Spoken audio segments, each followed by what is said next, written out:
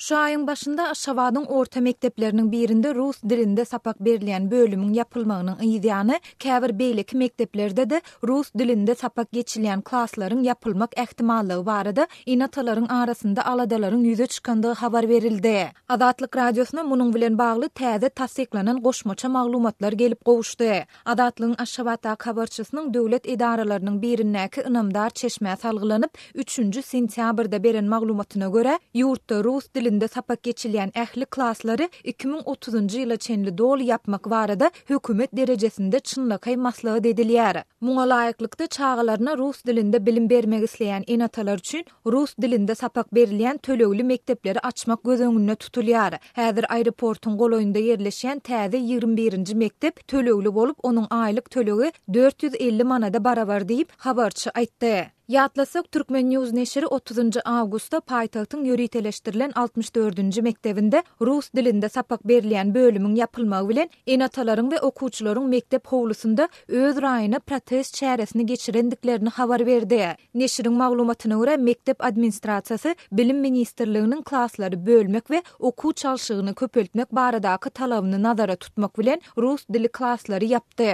Munyň netijesinde 1500 töre okuwçynyň başga mekteplere geçirilmegi talap edildi. 1-nji sentýabrda Adatlygyň Aşgabatda habarçysy 64-nji mektepde rus dilinde sapak berilýän klasslaryň yapylmagynyň ýygyny paýtagtyň 55-nji orta mektebinde de rus dilli bölümüň yapylmak ähtimallygy barada enatalaryň arasynda aladalaryň ýüze çykandygyny habar beripdi. Habarçymyz şu günler Aşgabatyň döwlet idara kärhanalarynyň ençemesinde işgärleriň täze talap bilen ýüzeýiz bolýandygyny aýdýar. Muňa laýyklykda büdjet işgärlerinden çağalaryny öz ýazgyda duran yerinde yerleşýän mektepleriň türkmen dilinde bilim berýän klasslaryna geçirmek talap edilýär. Munyň sebäpleri barada düşündürüş berilmeýär. Ýöne bilim işgärleri munyň sebäplerini enatalaryň arasynda çağalaryny Aşgabatda şol sanda çoğunluda şorda täze zaman owasynda we beýleki ýerlerde täze gurulan döwri wap mekteplere yerleşdirmek isleýänleriň azdygy. Rus dilinde bilim berýän mekteplere klasslara talabyň ýokary bolmagy bilen düşündirýärler. Sebäbi täze mekteplere göz öňünde tutulan okuwçylaryň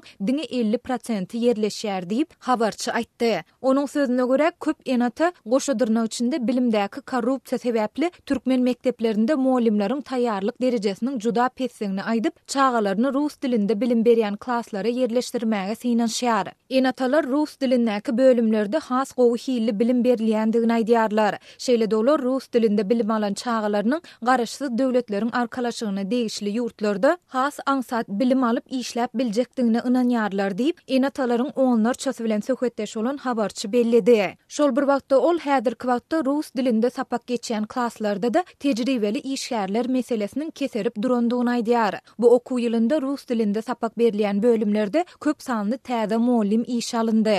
Sebäbi pensiýa ýaşyna ýeten işgärler işden çykaryldy ýa-da 3 aýlyk töleksiz zähmet diňjalşyna iýerildi. Bu ýaşdaky muallimleriň koronawirusa garşy has ejiz we gorosuz topary degişligi aýdylýar diýip habarçy bellidi. Üstesine de täze okuw ýylyndan başlap orta mekteplerde iş tertibiniň üýtgemegi şol sanda muallimleriň iş wagtynyň ýerden saat 8:00-dan akşam saat 8:00-a çenli uzaldylmagy bilen köp muallim işinden çekildi. Bu muallimler çağalara öýlerinde rus dilinde goşmaça sapak berýärler. Olar her saat üçin 60 manat talap edýärler. Muallimler çärelere gatnaşmaly däldigini we dürli talaplary berja etmeli däldigini aýdyp öz başdak işlänleriniň gowdugyny belleýärler diýip habarçy aýtdy. Adatlyk radiosy rus dilinde sapak berilýän klasslaryň yapylmak ähtimallygy we büdjet işgärlerinden edilýän talap barada ýurdun bilim ministrliginden hem de Aşgabat şäher bilim bölümünden goşmaça maglumat alyp bilmedi.